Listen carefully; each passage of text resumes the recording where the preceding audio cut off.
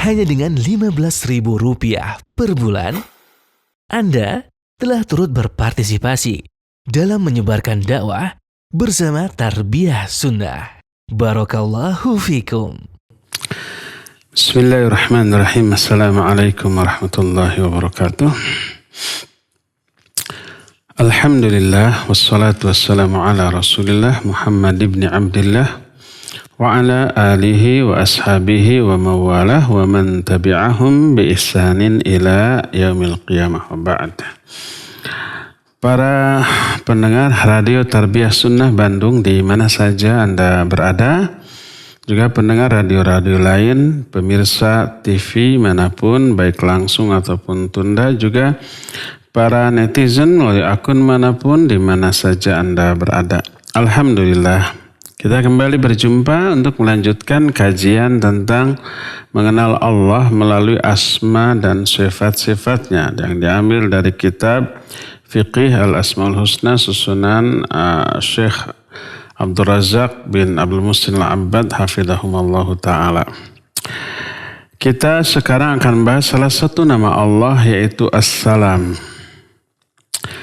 Nama As-Salam hanya ada di satu ayat di dalam Al-Quran, yaitu Al-Hasyr ayat 23. Allah berfirman, Wallahu alladhi la ilaha illahu Al-Malikul Quddusus Salam. Wallahu alladhi la ilaha illahu. Dialah Allah yang tidak ada sesembahan yang hak selain Dia. Al-Malik, Dia juga Al-Malik. Al-Malik sudah kita bahas. Al-Quddus, Dia juga Al-Quddus, dan As-Salam, Dia juga As-Salam. Jadi As-Salam termasuk salah satu di antara nama sekaligus sifat bagi Allah Azza wa Jalla. Secara bahasa As-Salam artinya selamat. Apa makna As-Salam bagi Allah? Ay as-salamu min jami'il uyub wan naqais. Maknanya adalah yang selamat dari seluruh aib dan kekurangan. Allah tidak memiliki aib. Allah tidak memiliki kekurangan. Allah tidak memiliki hal-hal yang tidak layak dimiliki oleh Allah. Selamat dari hal itu. Kenapa? Likamali dzatihi, likamalihi fi dzatihi wa sifatihi wa af'alihi. Karena kesempurnaannya dari aspek zat, sifat, dan seluruh perbuatannya. Zat Allah maha sempurna. Tak ada aib, tak ada kekurangan. Tak ada keburukan. Tak ada hal-hal yang tak layak. Demikian juga sifatnya, demikian juga seluruh perbuatan-perbuatan Allah. Adapun dari aspek zat Allah, dari segi zat selamat dari semua aib, kekurangan, dan hal-hal yang tidak layak yang mungkin muncul di dalam benak manusia. Seluruh sifat Allah Azza wa Jalla yang tidak layak, itu Allah berlepas diri dari hal itu. Allah memiliki tangan sebagaimana yang Allah terangkan dalam Al-Quran, yadullahi fawqa aydihim. Lalu kalau ada makhluk, manusia, jin atau siapapun yang menghayalkan, membayangkan tangan Allah seperti tangan makhluk, maka keliru pemahamannya, bukan begitu. Salah pemahamannya, bukan demikian. Allah istiwa di atas arsy. Banyak Al-Quran menjelaskan begitu, tsumma stawa 'alal arsy. Kemudian Allah istiwa di atas arsy, tegak di atas arsy. Ar-Rahmanu 'alal arsy istawa. Dengan tegak, dengan makna yang layak bagi Allah tanpa memiliki aib, kekurangan atau hal yang tidak layak. Sehingga apabila ada orang yang memahami kalau Allah istiwa di atas arsy berarti butuh arsy, keliru dia, salah. Berarti arsy-nya lebih besar dari Allah, salah pemahaman seperti Allah selamat dari hal itu. Berarti kayak makhluk dong. Keliru juga. Laisa kamitslihi syai'un. Dari aspek zat, Allah suci atau selamat dari seluruh kekurangan atau hal-hal yang tidak layak. Dari aspek sifat, Allah selamat dari seluruh aib dan kekurangan dan hal-hal yang tidak layak. Dari segi perbuatannya, Allah selamat dari semua aib, kekurangan, keburukan, kezaliman. Dari berbuat sesuatu tanpa hikmah, tanpa maksud, tanpa tujuan. Dari abas atau iseng yang tidak ada tujuan sedikit pun. Allah juga selamat dari memiliki pasangan, anak, keturunan. Allah juga selamat dari memiliki saingan, memiliki sekutu, memiliki hal yang serupa dengannya. Allah selamat dari seluruh yang tidak layak bagi dirinya. Itulah makna as-salam. Dari aspek apapun Allah selamat. Selamat dari apa? Dari apapun yang tidak layak bagi Allah. Dari aib, dari kekurangan, dari kesalahan, dari kekeliruan, dari keburukan, dan seterusnya. Sehingga nama as-salam mencakup seluruh sifat-sifat Allah. Seluruh sifat Allah selamat dari aib dan kekurangan. Berkata Imam Ibnu Qayyim rahimahullahu ta'ala. Ketika menerangkan makna as-salam, kata beliau, "Walidzalika idza nadharta ila afradi sifati kamalih wajadta kulla sifatin salaman mimma yudadu kamaliha." Oleh karena itu apabila engkau memperhatikan rincian setiap sifat-sifat Allah yang maha sempurna, engkau akan mendapati bahwa seluruh sifat Allah selamat dari hal yang sebaliknya. Atau dari hal yang mengurangi kesempurnaan sifatnya. Fahayatuhu salamun minal mauti wassanah wan naum. Maka sifat hayat Allah, hayat itu hidup. Sifat hayat Allah selamat dari sifat mati, bahkan tidur dan ngantuk. Tidur itu saudaranya mati. La ta'khudhuhu sinatu wala naum. Allah itu tidak dikenai ngantuk, apalagi tidur, apalagi mati. Kehidupan Allah sempurna tanpa disertai dengan hal yang bisa merusak kesempurnaan hidup Allah.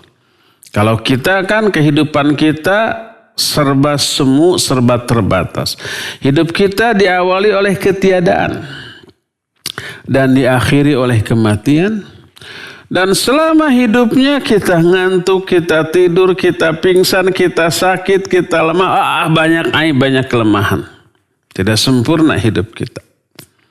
Kalau kehidupan Allah mah sempurna. Demikian juga sifat qayyumiyah Allah. Allahu la ilaha illa huwal hayyul qayyum. Allah itu al-hayyu dan al-qayyum. Al-qayyum itu berdiri sendiri. Tidak butuh pertolongan, bantuan, dukungan makhluknya.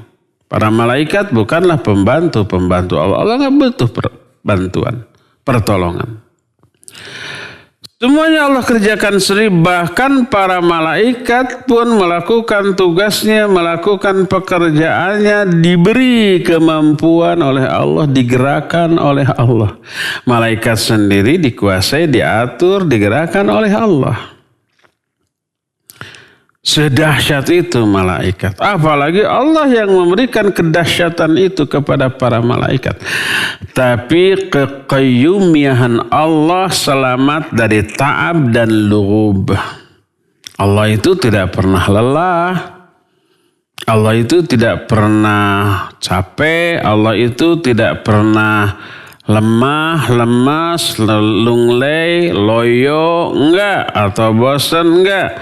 Wa ma massana min lughub. kami itu tidak pernah dikenai rasa lelah ataupun capek. Kalau kita habis bekerja, habis olahraga, lelah, capek, butuh apa? Butuh istirahat. Butuh recovery, butuh apa? Pemulihan, bukan pemilihan, pemulihan. Allah mah enggak. Wa ma massana min lughub. Kami ini tidak pernah dikenai rasa lelah. Demikian juga sifat Allah yang lain, yaitu ilmu. Ilmu Allah selamat dari uzubi syai'in anhu au urudin nisyanin au hajah ila tadzakur wa tafakkur. Ilmu Allah itu selamat dari luputnya sesuatu pun dari pengetahuan Allah. Nggak ada sesuatu pun yang tidak diketahui oleh Allah, baik yang nyata maupun yang gaib. Alimul ghaibi wasyahadah.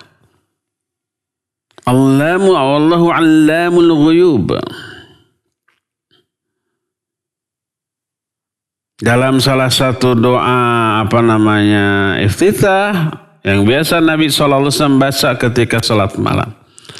Allahumma rabba Jibril wa Mikail wa Israfil fatiras samawati wal alimul ghaibi wasyahadah. Alimul ghaibi wasyahadah. Allah yang Maha mengetahui yang gaib dan juga yang nyata. Apa yang tersirat dalam hati kita orang lain enggak tahu, Allah tahu. Allah menyatakan, laqad khalaqnal insan wa na'lamu ma tuwaswisu bihi nafsuh.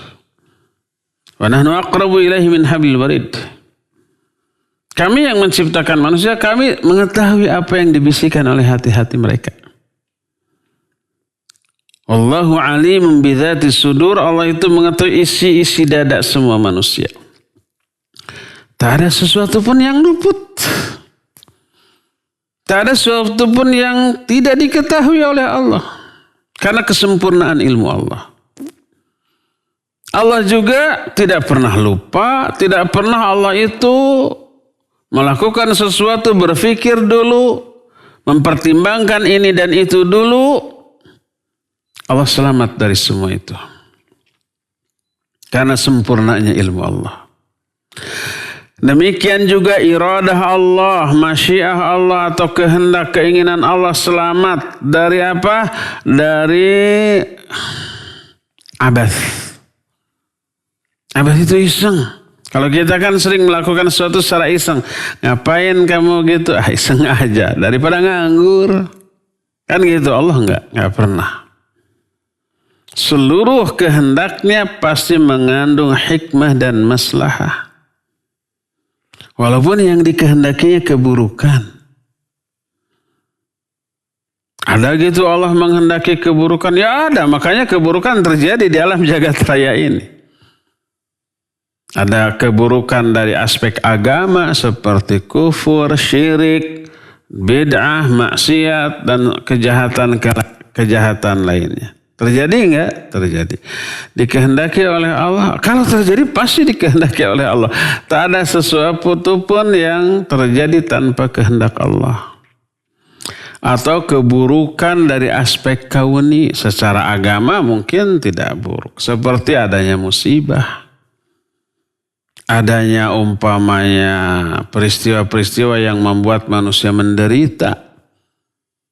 Ya, bencana alam, sakit, kematian, dan seterusnya. Buruk enggak? Ya, menurut kita buruk. Itu terjadi atas kehendak Allah. Semua yang Allah kehendaki pasti ada hikmahnya. Tidak ada suatu pun kehendak Allah yang terjadi kosong dari hikmah, kosong dari kebaikan. Enggak ada. Atau jangankan Allah, manusia sendiri sering menetapkan hal yang dianggap buruk oleh orang lain, tapi di balik keburukan itu banyak kebaikan. Ada tujuan yang jauh lebih mulia. Contohnya apa? Contohnya guru ke murid-muridnya sering menetapkan keputusan yang membuat muridnya menderita, ya enggak? Contohnya apa? Dikasih tugas, dikasih PR yang apabila tidak dikerjakan dihukum gitu ya. Mengerjakan tugas, mengerjakan PR itu ada buruknya enggak? Ya ada. Ngantuk harus begadang, capek, pegal harus konsentrasi, keinginannya main bersama teman-teman, tapi ini ada tugas, ada PR gitu ya. Itu untuk level SD, SMP, SMA. Kalau level mahasiswa tugasnya bukan yang kayak gitu lagi. Bikin karya tulis, bikin paper, ya. Bikin umpamanya harus meresume sebuah buku. Nanti dikumpulkan minimal sekian halaman. Lebih berat lagi. Menderita nggak itu si mahasiswa dan si siswa? Ya menderita. Dari aspek itu buruk. Tapi dibalik itu banyak kebaikan itu. Pelatih olahraga, pelatih bela diri umpamanya. Ya, mungkin di antara pendengar ada yang pernah ikut latihan.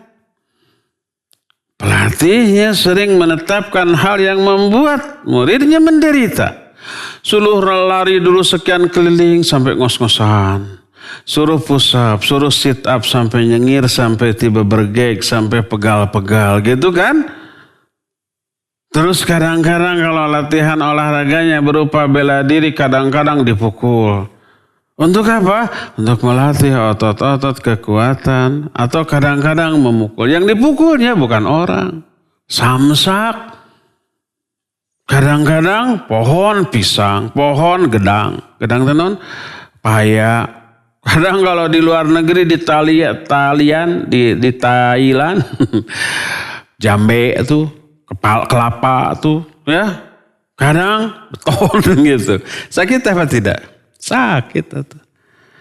Bengkak-bengkak. Buruk apa tadi? Ya buruk lah. Ada hikmah di balik itu. Ya ada tuh. Jadi nanti kalau dipukul tuh kuat. Memukulnya kuat. Cepat, bertenaga gitu kan. Ada hikmah. Di balik keburukan yang dirasakan. Tuh dokter ke si pasien sering kali menetapkan hal-hal yang dianggap buruk oleh si pasien. Gejos disuntik. Aduh, nyengir. Dikasih obat yang pahit-pahit. Kadang-kadang harus diinfus dalam jangka waktu yang cukup lama. Jam-jaman hari-harian diinfus pegal, nggak boleh gerak. Kadang-kadang harus dioperasi. Kadang harus diamputasi.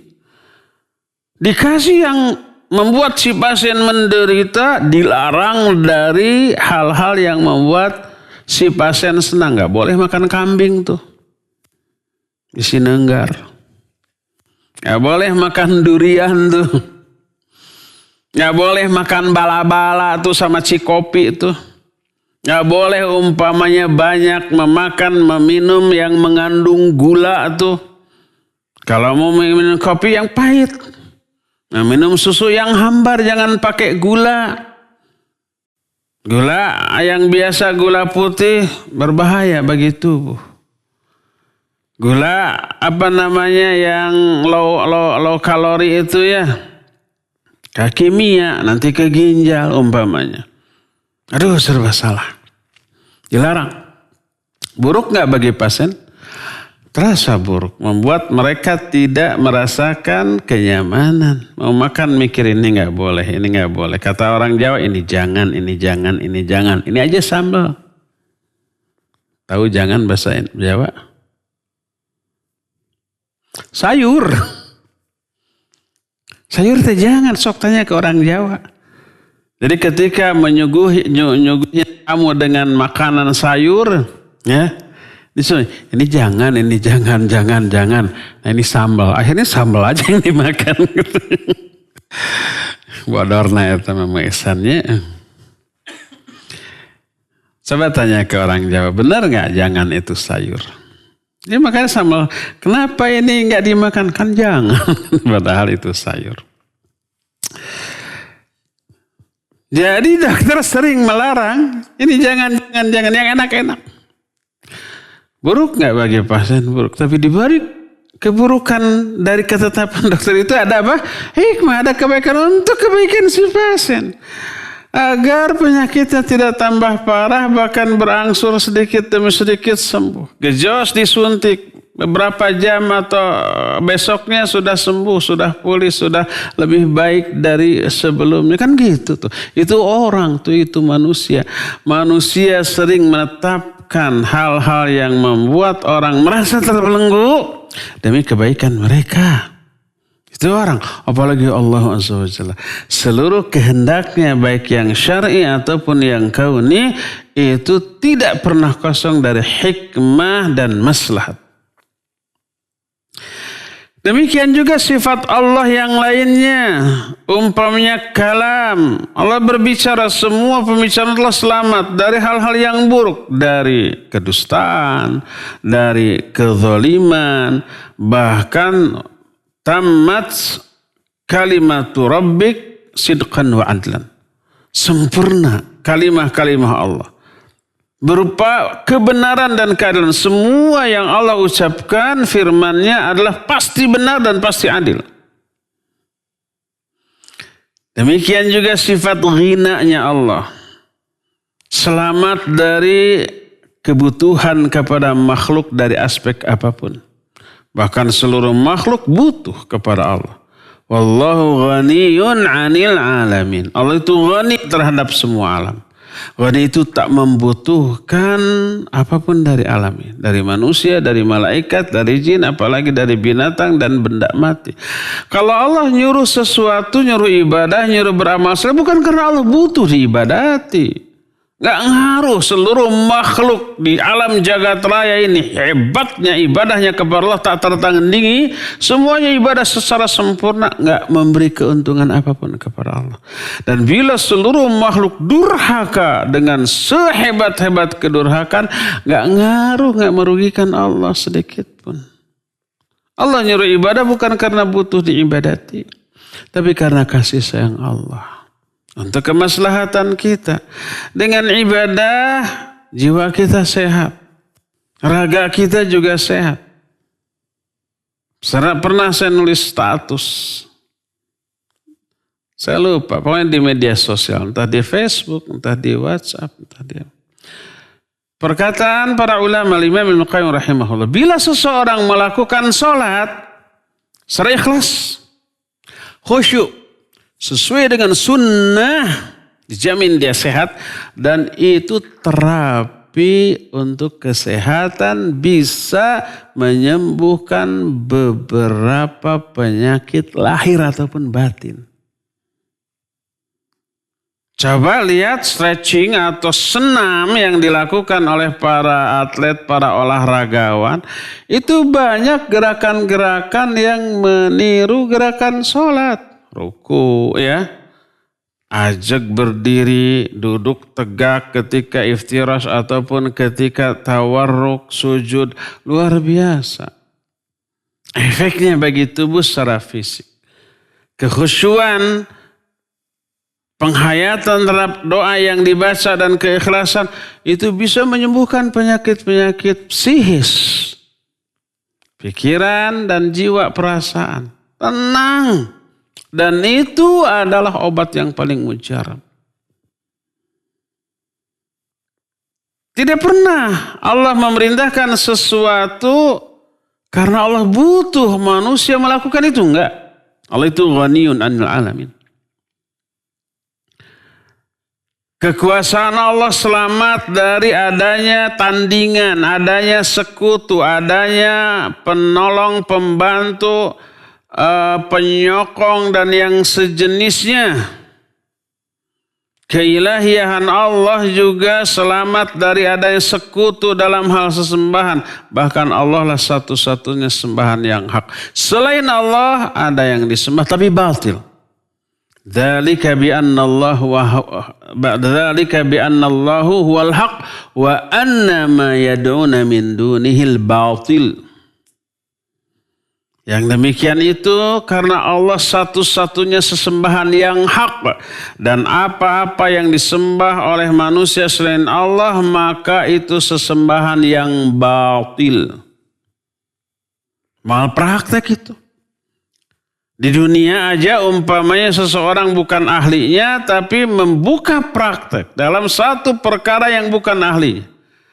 Orang nggak pernah belajar kesehatan secara sistematis di perguruan tinggi, di fakultas kedokteran. Hanya baca beberapa jurnal kesehatan, buku kesehatan. Setelah itu buka praktek pengobatan.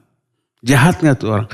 Jahat. Bisa dilaporkan? Laporkan ke polisi. Bisa ditahan di penjara? Iya, itu kejahatan, mal praktek. Dia akan lebih banyak merusak daripada menyehatkan orang. Demikian juga orang umpamanya nggak belajar mesin, nggak sekolah mesin. Kemudian dia buka praktek bengkel. Dia pintar ngebongkar.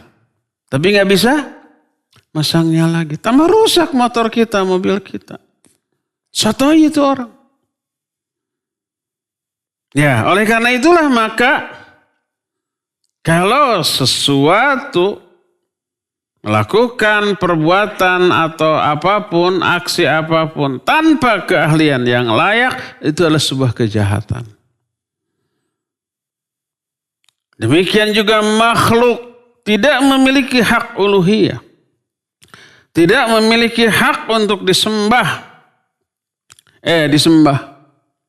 Kejahatan yang terbesar. Pelakunya terjerumus dalam sebesar-besar kejahatan dan kekeliruan. Syirik Allah tidak akan ampuni. Kalau itu syirik terbawa mati tanpa ditobati. Demikian juga sifat hilm Allah, maaf Allah, toleran Allah, maghfirah Allah. Itu semuanya selamat dari kebutuhan terhadap manusia yang diampuni. Kalau kita memberi ampunan kepada orang yang bersalah kepada kita, kadang ada pertimbangan sosial, kadang pertimbangan politik, kadang ada pertimbangan yang lain-lain. Karena kita butuh dukungan dia. Karena kita nggak mau diganggu sama dia, karena kita nggak enak kalau ketemu sama dia, udah maafkan, diampuni. Hatinya masih menggeremet gitu ya. Orang kadang gitu, memberi ampunan, memberi maaf, toleran karena ada kebutuhan. Allah mah enggak. Allah memberi ampunan, memberi maaf murni karena kemuliaan Allah, karena kebaikan Allah, karena kedermawanan Allah. Demikian juga azabnya yang Allah berikan, dahsyatnya azabnya, cepatnya azabnya, itu selamat dari kezaliman, dari intiqam atau balas dendam atau yang sejenisnya. Enggak. Kalau Allah mengadab seseorang itu karena keadilan Allah, bukan karena kezaliman Allah. Allah enggak pernah zalim. Allah itu laisa bidzallamin lil abid. Allah tidak akan pernah menzalimi hamba-hambanya. Seluruh tindakan Allah tidak pernah lepas dari sifat hikmahnya, adilnya, dan menempatkan segala sesuatu pada tempatnya, melakukan segala sesuatu secara proporsional, tidak berlebih-lebihan, tidak berkurang-kurangan. Sebagaimana Allah Azza wa Jalla karena kebaikannya, kemuliaannya, kedermawaannya memberikan nikmat, memberikan pahala, memberikan balasan melebihi dari kebaikan yang dilakukan oleh orang tersebut. Kalau ada ungkapan al-jaza min jinsil amal, bahwa balasan akan disesuaikan dengan bentuk perbuatan, maksudnya bentuknya bukan kadarnya. Perbuatan baik pasti balas dengan baik. Perbuatan buruk pasti dibalas dengan buruk. Adapun balasannya nggak sepadan. Kadang 10 kali lipat, kadang 700 kali lipat, kadang lebih lagi daripada itu. Kebaikan dibalas dengan kebaikan, keburukan dibalas dengan keburukan. Dan banyak lagi penjelasan-penjelasan yang lainnya yang menerangkan bahwa seluruh sifat-sifat Allah Subhanahu wa Ta'ala begitu sempurna dengan makna selamat dari aib, selamat dari kekurangan, selamat dari hal-hal yang tidak layak. Demikian juga sifat mendengarnya Allah, melihatnya Allah. Kalau kita mendengar, melihat, serba terbatas. Terhalang saja oleh dinding, oleh sesuatu. Kita nggak bisa lihat. Tidak ada halangan, tapi jaraknya terlalu jauh, kita tidak bisa lihat. Terus penglihatan kita, kemampuannya sedikit demi sedikit berkurang. Alat penglihatannya, mata dan beberapa bagian dari matanya, ada kerusakan, ada penurunan kemampuan. Jadi minus, jadi plus, jadi miop, presbiop, dan silinder yang kayak gitu ya. Saya lupa lagi itu istilah-istilah itu. Tapi masih ingat istilah itu. Tapi jangan tanya apa Ustaz arti miop, presbiop, silinder. Nggak tahu. Tanya aja ke guru biologi. Pokoknya itu adalah kerusakan yang berkaitan dengan penglihatan gitulah ya.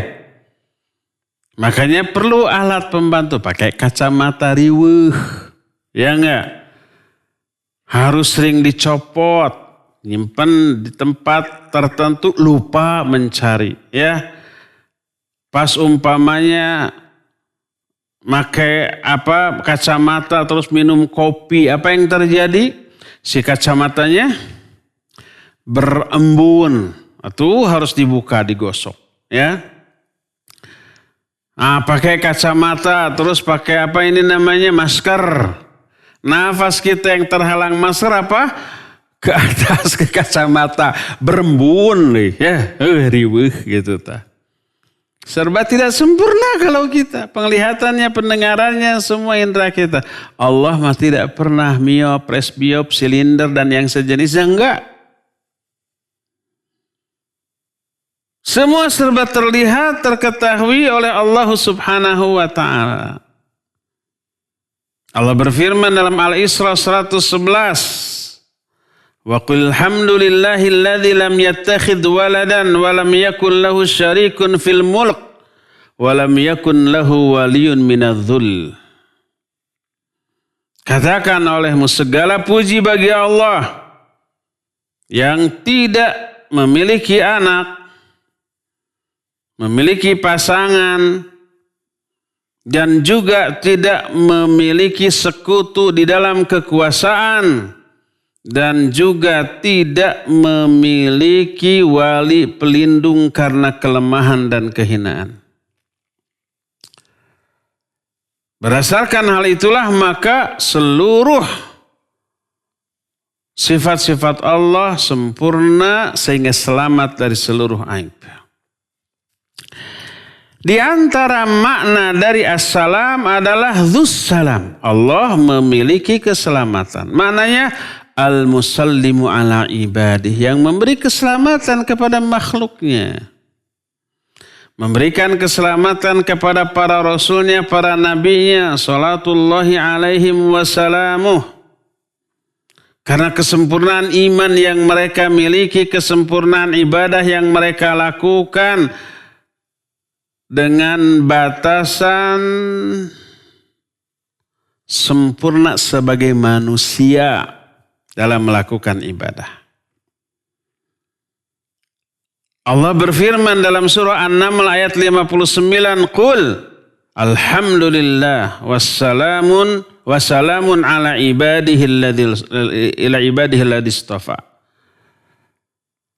Katakan olehmu segala puji bagi Allah, wassalamun ala ibadihi alladzina istafa, dan keselamatanlah Allah curahkan kepada hamba-hambanya yang telah Allah pilih. Dalam surah Shafat ayat 79, salamun ala Nuhin fil alamin, keselamatanlah bagi Nuh di seluruh alam.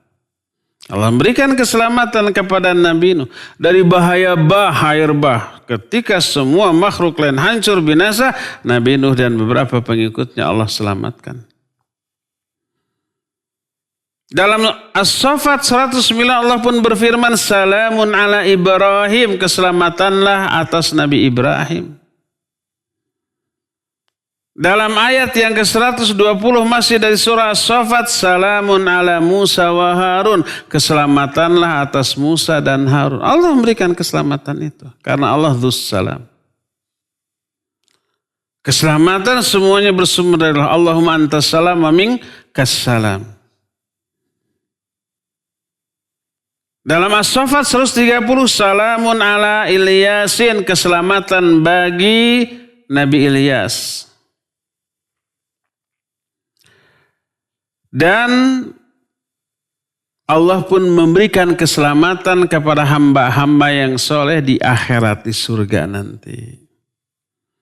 Dalam Al-Ahzab 44 Allah menyatakan tahiyyatuhum yawma yalqawnahu salamun wa 'adda lahum ajrun karima. Penghormatan mereka di surga pada hari ketika mereka berjumpa dengan Allah adalah selamat, selamat. Allah siapkan bagi mereka pahala yang mulia. Dalam surah Ibrahim 23 Allah menyatakan khalidina fiha bi'izni rabbihim tahiyyatuhum fiha salamun. Kata Allah, para ahli surga kekal dalam surga atas izin Allah dan penghormatan mereka di dalamnya mengatakan selamat, selamat. Selamat dari murka dan azab Allah. Dalam surah Yasin ayat 58, salamun qawlam min rabbir rahim. Keselamatanlah bagi kalian. Ucapan dari Rabbul Alamin. Juga dalam Al-An'am 127 Allah menyatakan lahum darussalami inda rabbihim. Bagi mereka ada negeri yang penuh keselamatan di sisi Allah. Dan itulah ajakan Allah kepada hamba-hambanya agar masuk ke negeri yang penuh keselamatan ini. Yaitu surga. Allah menyatakan dalam surah Yunus ayat 25, wallahu yad'u ila daris salam, dan Allah mengajak kalian untuk masuk ke negeri salam. Darussalam itu surga. Oleh karena itulah Allah menetapkan, menyampaikan salam menjadi penyebab orang masuk surga. Mengucapkan assalamualaikum kepada sesama manusia salah satu aplikasi dari adanya cinta, iman, dan cinta dan iman ini kuncinya masuk surga. Bersabda Rasul sallallahu alaihi wasallam, hadis sahih riwayat Imam Muslim dari Abu Hurairah radhiyallahu an, la tadkhulul jannah hatta tu'minu wa la tu'minu hatta tahabu. Awala adullukum ala syai'in idza fa'altumuhu tahabbtum afsus salama bainakum. Kalian tidak akan bisa masuk surga sampai kalian beriman. Gak ada iman gak bisa masuk surga. Kalian tidak dikatakan beriman sampai kalian saling mencintai di antara sama kalian. Mau enggak aku tunjukkan kepada kalian sebuah perbuatan yang apabila kalian lakukan kalian bisa saling mencintai, yaitu sebarkan salam. Assalamualaikum. Kalau jumpa assalamualaikum. Assalamualaikum. Inilah penjelasan tentang makna assalam bagi Allah Azza wa Jalla, artinya yang selamat, selamat dari semua aib, kekurangan, hal-hal yang tidak layak, dan Allah pula yang memberikan keselamatan kepada hamba-hambanya, kadang di dunia apalagi di akhirat nanti ya. Ya cukup sampai di sini penjelasan kita dan kita masuk ke sesi tanya jawab. Sallallahu ala nabiyina Muhammadin wa ala alihi wasallam. Mangga. Baik, syukuran Ustaz atas pemaparan materi yang disampaikan, dan ikhwati man azani Allah wa iyyakum, para pendengar dan pemirsa dimanapun antum berada. Bagi antum yang akan bertanya kepada Ustaz di sesi tanya jawab pada pagi hari ini, insyaallah silakan bisa mengirimkan pertanyaan melalui pesan singkat ke nomor 081122711476, dan kami mohon maaf karena line telepon di nomor 0228686267. Qadarullah wa masafa'al di pagi hari ini belum dapat dipergunakan dikarenakan ada kendala teknis. Baik, dari kita akan angkat terlebih dahulu pertanyaan melalui pesan singkat atau WhatsApp. Assalamualaikum Ustaz, mohon penjelasan mengenai larangan memberikan pengumuman kematian Ustaz. Apakah pengumuman melalui pengeras suara di masjid diperbolehkan? Silakan Ustaz. Ya, barakallahu fiik. Ada kaitan. Iya. Ya, boleh enggak mengumumkan kematian? Tidak mutlak terlarang, tidak mutlak boleh. Ya, mengumumkan atau menyebarkan berita kematian dalam rangka mengajak orang-orang untuk niyahah. Untuk apa? Niyahah itu meratap atau merupakan aplikasi ratapan. Tuh bapak saya mati dan seterusnya. Sambil dia meraung-raung dan mengajak orang untuk sama-sama meraung, maka itu hal-hal yang terlarang, tidak boleh. Adapun mengumumkan kematian tidak dalam rangka itu.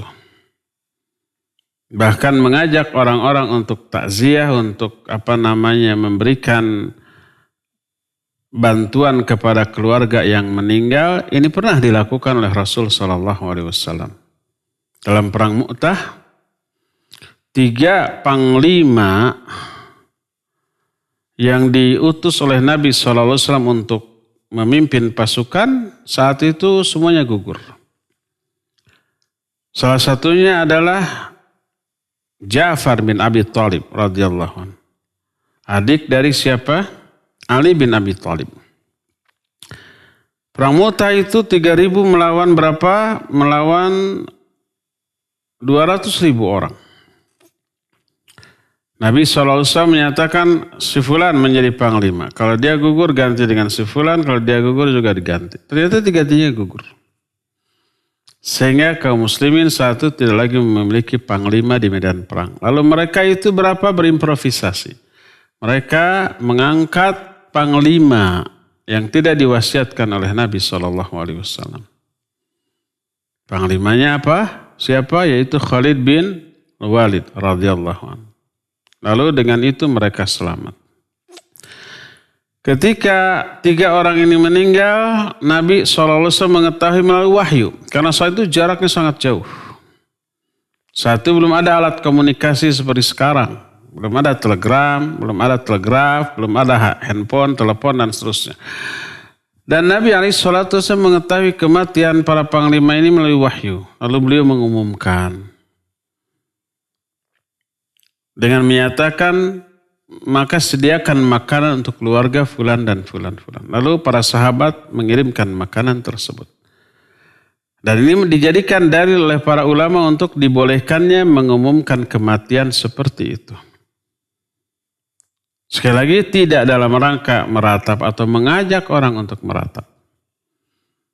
Wallahu a'lam bishawab. Silakan lagi. Atas jawabannya, kita beralih ke penanya berikutnya dari Abu Hanan di Baros. Bismillah, Assalamualaikum. Semoga Allah Azza wa Jalla selalu menjaga Ustadz dan keluarga serta kaum muslimin. Ustadz, seorang pedagang mengamati bahwa pada hari-hari tertentu dagangannya selalu ramai, bukan pas orang-orang gajian. Sehingga pada hari tersebut dia lebih semangat dibandingkan hari yang lainnya, karena yakin hari itu akan dapat untung banyak. Apakah ini termasuk tatayyur, Ustadz? Silakan. Ya, barakallahu fiik Abu Hanan di Baros Cimahi. Itu tidak termasuk tatayyur. Tatayyur itu meramalkan kesialan. Tanpa bukti, tanpa alasan, tanpa pertimbangan yang logis, yang ilmiah, yang realistis. Tatayyur itu seperti kalau ada burung sweet uncuing, saya nggak tahu bahasa Indonesianya apa. Atau bahasa Jawanya apa. Di sini hampir setiap hari ada sweet uncuing. Ini meramalkan akan ada yang mati. Apa hubungannya? Emang dia itu pencabut nyawa atau apa? Realitanya enggak kejadian, penjelasan ilmiahnya juga enggak ada. Itu hanya meramalkan kesialan dengan suatu yang tidak memiliki hubungan sebab akibat. Itu tatayyur, enggak boleh. Kalau umpamanya kita mau berangkat bisnis, tiba-tiba pas baru keluar rumah ada anak main sepeda, kemudian jatuh sampai berdarah. Dihubungkan, oh ini akan sial, akhirnya enggak jadi. Itu tatayyur. Enggak ada hubungan sebab akibat. Adapun kalau menduga kita akan menderita, akan sial, karena ada alasan yang logis dan realistis, ya boleh. Seperti umpamanya kita mau ke Bandung, tapi ada berita akses jalan menuju Bandung banjir atau longsor karena hujan terus menerus. Akhirnya nggak jadi deh. Kenapa? Wah, kalau nekat kita akan terjebak kemacetan karena banjir atau longsor. Boleh nggak? Boleh. Karena apa ya? Karena ada alasan yang real, yang nyata, yang logis. Dan benar kalau kita memaksakan terjebak. Kita berencana mau ke Jakarta, pas berangkat diberitakan, sekarang kan kejadian sekarang berita saat itu juga dapat sampai ke kita. Tol Bandung Jakarta Cipularang. Ternyata macet total karena ada sebagian ruasnya yang longsor. Di beritanya di TV diperlihatkan macet, ditutup jalan. Kita menyatakan kalau ke Jakarta sekarang sial kita. Tatayur bukan? Bukan. Karena ada hubungan sebab akibat. Ada alasan yang real dan nyata. Nggak boleh, saya mau ke Jakarta. Nggak percaya itu tatayur. Salah.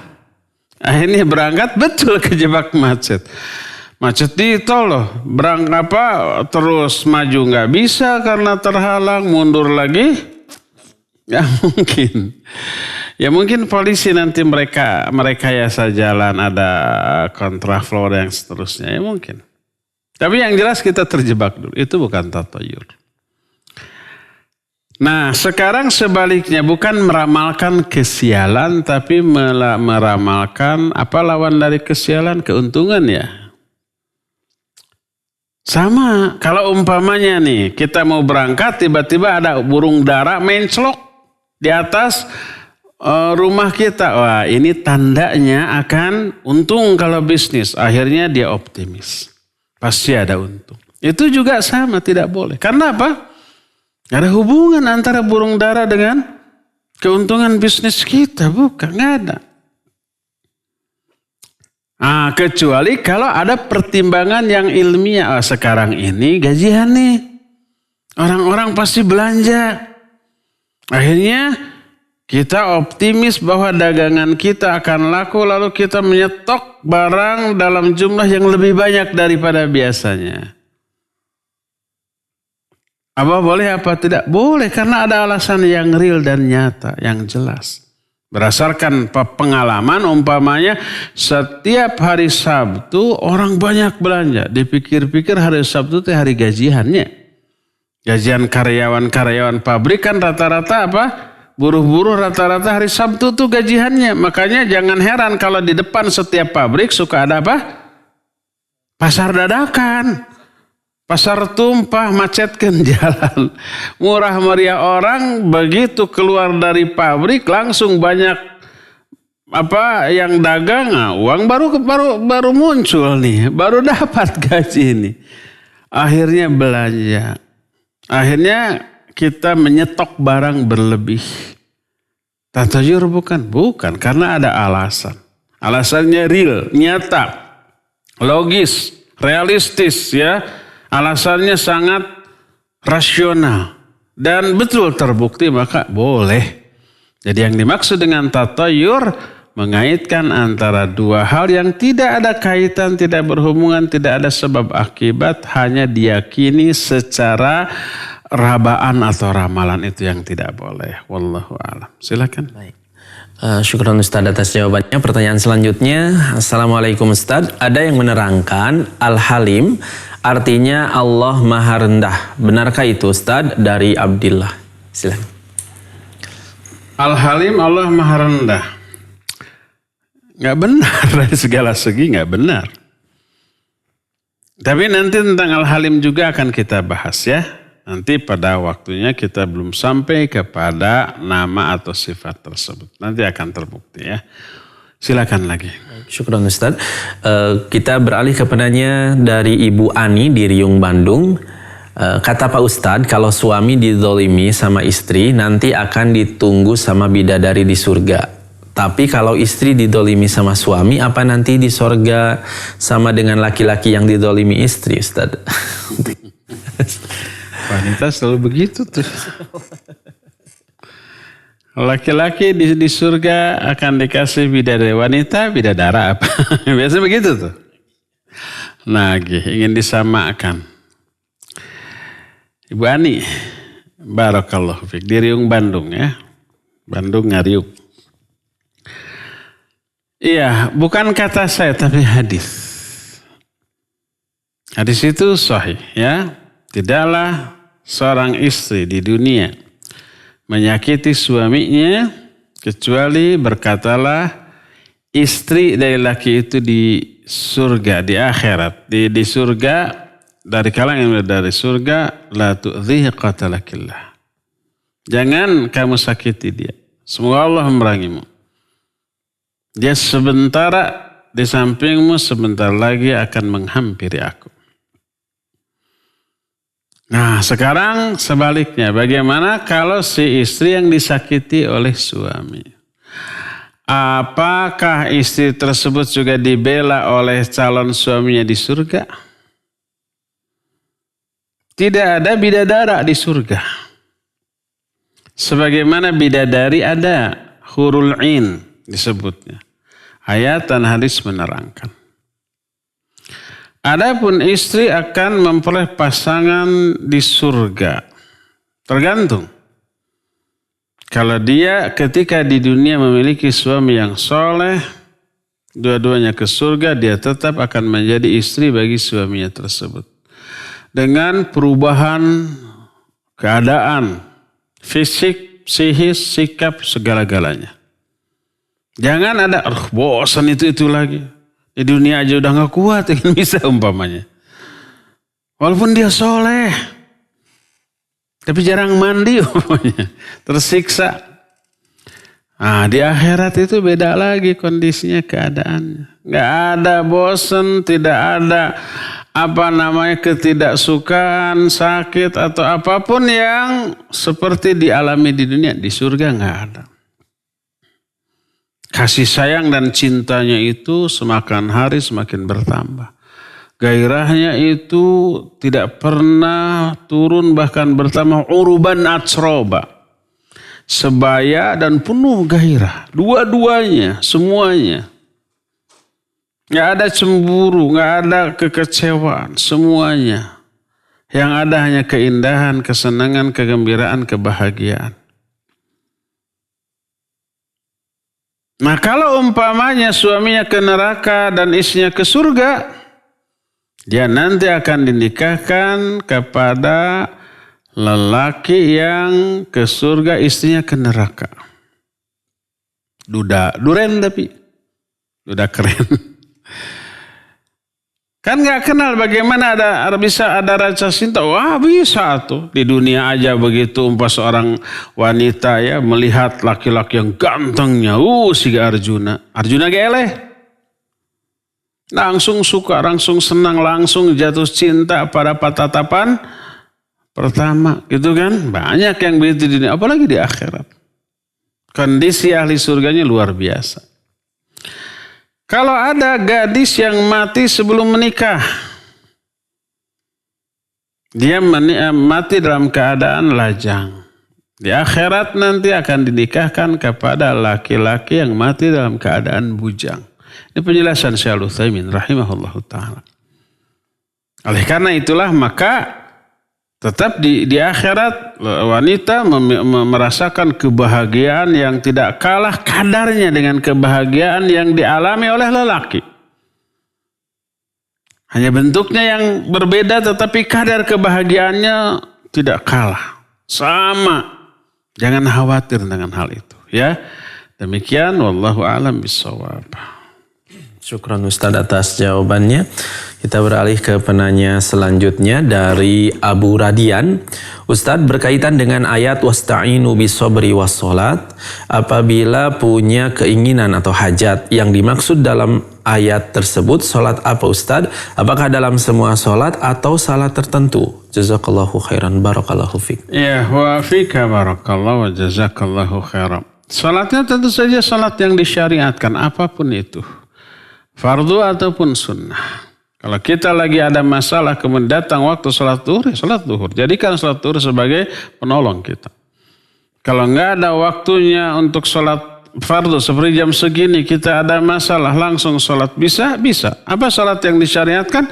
Banyak. Yang sifatnya sunnah bisa duha jam segini. Ya.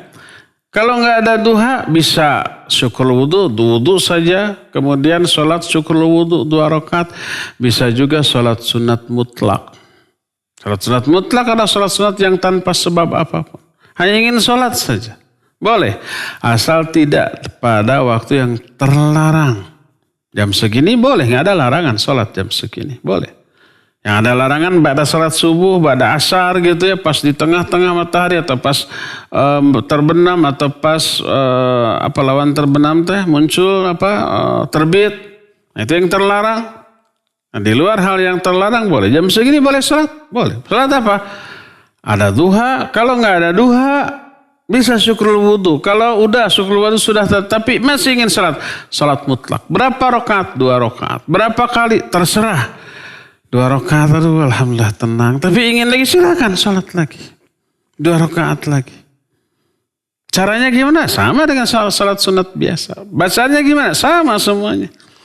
Suratnya gimana? Bebas. Mau kuliah dan kulhu juga favorit kita. Silakan bebas.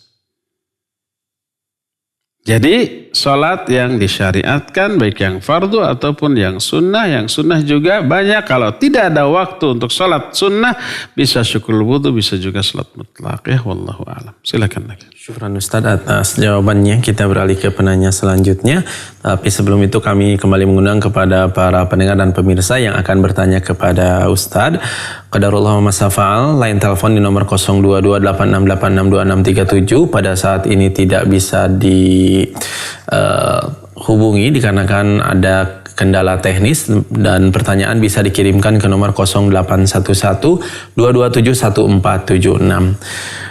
Dari Ibu Sopi di Margahayu, Ustadz, bagaimana punya menantu dengan modal kebohongan yang sampai sekarang dia melarang bila anak mau ke rumah orang tua, jadi tidak boleh anaknya ke rumah orang tuanya. Silakan Ustaz, mohon nasihatnya.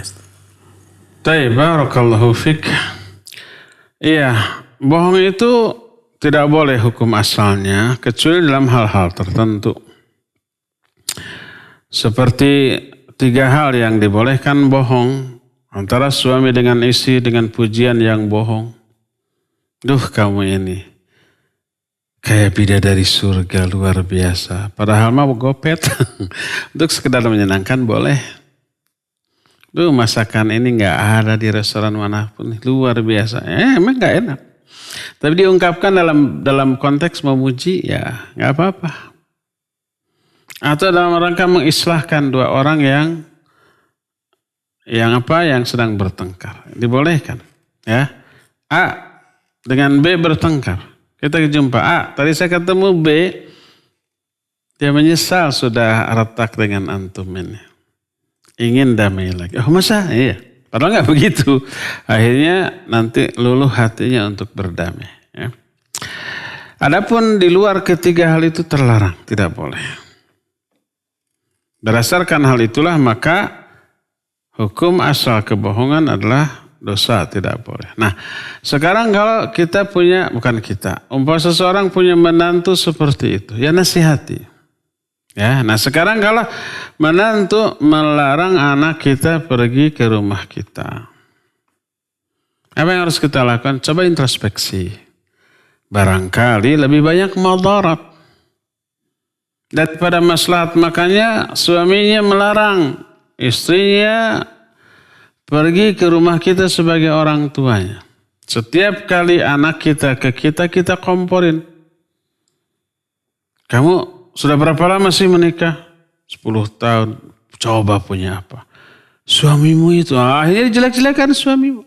Bandingkan dengan kakakmu. Bandingkan dengan adikmu.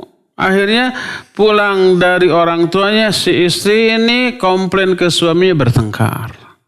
Setiap kali istrinya pergi ke rumah orang tuanya selalu membawa dampak buruk. Makanya suami melarang, jangan. Maka boleh suami melarang begitu. Dalam rangka untuk menghindarkan kemadaratan. Coba introspeksi, barangkali demikian. Oleh karena itu kalau ada anak kita yang wanita ke rumah kita atau yang laki-laki ke rumah kita, jangan mengompori, jangan juga mencela pasangannya, menantu kita, dan jangan membanding-bandingkan dengan anak-anak kita yang lain yang lebih sukses. Sakit loh ya. Sakit kalau kita punya istri atau istri punya suami atau istri kita dijelek-jelekkan oleh siapapun, termasuk oleh orang tua, siapapun gak enak. Akhirnya muncul rasa kesel ke suami atau ke istri. Tadi kata ibu saya begini, akhirnya gak bagus. Coba pertama introspeksi, barangkali demikian. Itu yang pertama tuh, ya. Rubah, kalau memang demikian rubah. Setiap anak kita ke kita nasihati. Ya, nasihati umpamanya. Suami kamu itu orang yang paling harus dihargai, dihormati. Dia nasihati, kamu harus taat. Kamu harus melayani dengan sebaik-baiknya. Surga neraka kamu itu ada di suamimu loh. Ini kata Nabi SAW. Kayak fanzuri kaifa anti lahu fa innahu jannatuki wa naruk. Perhatikan bagaimana kamu bersikap kepada suami. Suami itu surgamu atau nerakamu loh. Walaupun sisi ahli ibadah, malam tahajud, siangnya saum, zikir, tidak pernah lepas, baca Al-Quran terus menerus, tapi durhaka kepada suami mengindikasikan ibadahnya ditolak. Ditolak tuh. Baud, cemberut, nusuz ke suami itu menghapus pahala-pahala ibadah yang dilakukan si istri. Salasatun la turfa'u salatuhum min ru'usim ila shibra. 3 golongan manusia. Salat mereka itu tidak akan diangkat dari kepala mereka kecuali sejengkal. Setelah itu mentok, nggak diterima salatnya oleh Allah. Salah satunya adalah wa mra'atun batat wa zawjuha anha sakhita. Seorang istri yang tidur di malam hari dalam keadaan suaminya murka kepada dia. Marah kepada dia, kesel mangkal kepada dia. Salatnya ditolak oleh Allah SWT. Ya. Itu bukan kata saya, kata Nabi SAW. Pernah potongan video hadis ini ada yang mengupload, komennya, emangnya lu bisa menentukan diterima atau tidaknya sholat. Ada yang komen begitu. Padahal yang saya sampaikan hadis. Hadis itu wahyu, bukan pribadi saya. Emangnya Pak Ustadz bisa menentukan ya diterima atau ditolaknya sholat ya? Sotoy banget. Ada yang komentar yang begitu. Ini orang ya gak nyimak. Oleh karena itulah maka nasihati. Nasihati anak kita. Kalau anak kita wanita. Untuk selalu apa? Taat, patuh, setia kepada suami. Kalau umpamanya anak kita setiap kali habis dari kita, dinasihati dan seterusnya, terus pulang lagi ke suami, membawa kemaslahatan menjadi lebih baik, lebih taat, lebih perhatian, lebih ramah, saya yakin suami manapun, mantu manapun tidak akan melarang. Malah kalau umpamanya kelihatan istrinya agak-agak kurang perhatian, pasti akan, kamu pulang dulu ke mamah kamu Jung. Kamu baru duai ke saya teh. Biasanya kalau pulang dari mamah teh suka bagus. Pasti akan nyuruh tuh. Ya. Jadi introspeksilah. Saya yakin suami manapun, mantu manapun yang ketika pasangannya pergi ke rumah orang tuanya, lalu pas pulangnya membawa perubahan yang lebih baik, saya yakin tidak akan ada seorang pun yang melarangnya. Ya, demikian. Wallahu a'lam bishawab. Silakan lagi. Kita beralih ke penanya dari Pak Iqbal di Muhammad Toha. Assalamualaikum Ustadz. Saat ini banyak menamakan masjid dengan menisbatkan dari nama Asmaul Husna. Sedangkan umumnya untuk pemberian nama orang sebagian besar tidak boleh. Apakah demikian diperbolehkan Ustadz? Begitu pertanyaannya. Ya Pak Iqbal. Pak Dentis namanya. Gelarnya Iqbal, namanya Dentis. Terbalik. Dentis itu dokter gigi. Biasanya beliau telepon, tapi karena telepon rusak jadi lewat WA. Boleh nggak memberi nama orang atau masjid dengan Al-Asmaul Husna? Kalau masjid biasanya pakai Baitus Salam, ya, Baitul Fattah atau bait-bait yang lainnya, ya. Atau kalau nggak bait pakai dar, masjid Darussalam, masjid umpamanya Darur Rahman, nah, seperti itu, ya. Biasanya begitu. Nah sekarang kalau masjid diberi nama Masjid Ar-Rahman, ada ya? Ada masjid Baitur Rahman, ada masjid Al-Ghafur atau Al-Ghaffar, bolehkah? Taib. Ada beberapa nama dari nama-nama Allah yang boleh diberikan kepada makhluk. Maka boleh kita memberikan nama baik masjid ataupun orang dengan nama tersebut. Seperti Malik, ya. Malik salah satu nama Allah, ya. Al-Malikul Quddus. Boleh nggak diberikan sebagai nama bagi orang? Ya boleh. Salah satu malaikat penjaga neraka juga Malik. Dalam hadis disebutkan ada nama malaikat Malik penjaga neraka. Ya Maliku liyaqdi alaina rabbuk. Hai Malik, itu Al-Quran. Penghuni neraka menyatakan, hai Malik, hendaklah Rabbu matikan kami saja. Nah, termasuk para sahabat ada namanya Malik, ada. Para ulama namanya Malik. Imam Malik, Malik bin Dinar. Dan para ulama tidak mempermasalahkan itu. Ya. Boleh juga memberi nama Rauf, Rahim, ya, kepada orang. Karena Allah Azza wa Jalla menyebut makhluk dengan sebutan itu. Yaitu Nabi SAW. Ja'akum rasulun min anfusikum azizun alaihi ma'anittum, ya, harisun alaikum bil mu'minina raufur rahim. Telah datang kepadamu seorang rasul dari bangsa kalian. Rasul ini aziz. Aziz nama Allah, sifat Allah, boleh juga diberikan kepada makhluk. Kalau umpamanya ada nama orang namanya Aziz, nggak masalah. Abdul Aziz boleh, Aziz saja boleh. Karena Aziz juga sebutan yang diberikan oleh Allah kepada Nabi kita Muhammad SAW. Azizun alaihi ma'atid. Harisun alaikum. Boleh Haris. Haris itu yang sangat bersemangat untuk menyampaikan kebaikan kepada kalian. Bil mu'minina rauf rahim, dan kepada mu'min Rasulnya rauf dan rahim. Rauf dan rahim itu nama Allah. Innallaha bikum la raufur rahim. Tapi nama ini, sifat ini Allah berikan juga kepada makhluk. Kalau ada masjid Ar-Rauf, Ar-Rahim, dibolehkan? Dibolehkan. Ada nama masjid Al-Aziz, boleh. Atau nama orang, dibolehkan, tidak apa-apa. Ya. Adapun nama-nama Allah yang hanya khusus bagi Allah, maka tidak. Sebenarnya Rahman. Rahman itu Dzur Rahmatil Wasi'ah. Itu nama yang tidak boleh diberikan kepada makhluk. Kalau Rahim boleh. Ar-Rahman tidak boleh. Termasuk Al-Mutakabbir. Nama Allah tidak boleh. Nah, nama anaknya ini Al-Mutakabbir. Nggak boleh. Maknanya apa? Yang takabur. Kalau Allah yang merasa diri besar, ya layak bagi Allah. Al-Jabbar. Itu khusus bagi Allah. Ya. Adapun nama-nama yang menurut Quran atau hadis Allah berikan kepada makhluk, maka tidak apa-apa. Demikian juga untuk menjadi nama bagi masjid. Wallahu a'lam. Syukran Ustadz atas jawabannya. Ya. Baik. Assalamualaikum Ustadz, izin bertanya dari Ibu Nur di Buah Batu. Saya sejak mengenal sunnah menarik diri dari bergaul dengan tetangga ketika sedang berkumpul-kumpul. Soalnya saya takut banyak melakukan dosa ketika berkumpul. Apa muamalah saya salah? Apa dosa Ustadz? Silakan. Apa salah, apa dosa? Gak ada pilihan. Apa salah, apa benar gitu ya. Taib, barakallah. Fik Ibu Nur di Buah Batu ya? Bu Nur, iya, tergantung.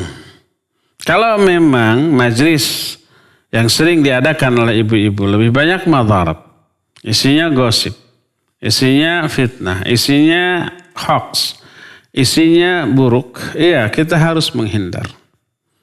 Walaupun kita tidak ikut-ikutan, cuma menjadi pendengar setia saja, diamnya kita menunjukkan ridhonya kita kepada isi pembicaraan yang buruk. Maka tidak boleh ada di majelis itu.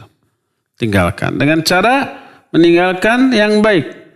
Wa idza marru bihim marru kirama. Kalau mereka berjumpa dengan orang-orang yang seperti itu, maka mereka lewat dengan cara yang mulia. Tidak menyinggung, tidak menimbulkan madarat. Ya, tinggalkan dengan cara meninggalkan yang baik. Kalau bisa tetaplah kita gaul sama mereka, tapi kita yang mewarnai. Kita yang mengisi, mempengaruhi konten obrolan. Yang tadinya gosip menjadi ilmu. Yang tadinya hanya hoax menjadi informasi yang bermanfaat. Umpamanya kita mendengar orang-orang ngomong yang tidak ada manfaatnya, kita masuk. Tadi saya umpamanya mulai dari dari pembicaraan yang sifatnya umum tentang kesehatan. Tadi saya membuka Dokter Anu di YouTube-nya atau di internet mengatakan begini tentang COVID dulu. Informasinya kita harus memperhatikan protokol kesehatan 3M gitu ya. Nah, terus untuk imunisasi diri, meningkatkan ketahanan diri, mengkonsumsi ini. Ini ada nih di YouTube-nya ya. Dokter Anu, Dokter Kemen. Nah, ada secara syar'i juga Ustadz Anu ketika menghadapi kasus COVID ini mengatakan begini. Masuk. Jadi ilmu tuh. Jadi bermanfaat tuh. Jadi aja maslahat bagi semuanya. Kalau bisa begitu, ya begitu bagus. Sesuatu yang jelek, yang buruk, yang rusak. Bila kita mampu memperbaikinya, terlebih dahulu perbaiki. Kecuali kalau tidak mampu memperbaikinya itu lebih melelahkan daripada meninggalkan. Udah tinggalkan. Sama dengan barang-barang juga. Umpamanya kita punya motor rusak, perbaiki kalau masih bisa. Kalau biaya memperbaikinya lebih mahal daripada beli, ya beli aja udah. Lebih baik jual atau buang jadi rongsokan, beli yang baru. Ini motor harus diperbaiki. Bannya, mesinnya, setangnya, sadelnya, semuanya. Total general umpamanya 15 juta. Ada harga motor second yang harganya 10, mending beli ya tuh ya. Oleh karena itulah maka perbaiki dulu bila kita mampu memperbaikinya. Apabila tidak mampu atau kos memperbaikinya jauh lebih melelahkan daripada meninggalkannya, maka tinggalkanlah ya. Demikian ya, cukup ya sampai di sini. Insyaallah kita jumpa kembali di masa yang akan datang, hari Selasa yang akan datang. Subhanakallahum bihamdik, asyhadu an la ilaha illa anta, astaghfiruka wa atubu ilaik. Alhamdulillahirabbil alamin. Wassalamualaikum warahmatullahi wabarakatuh.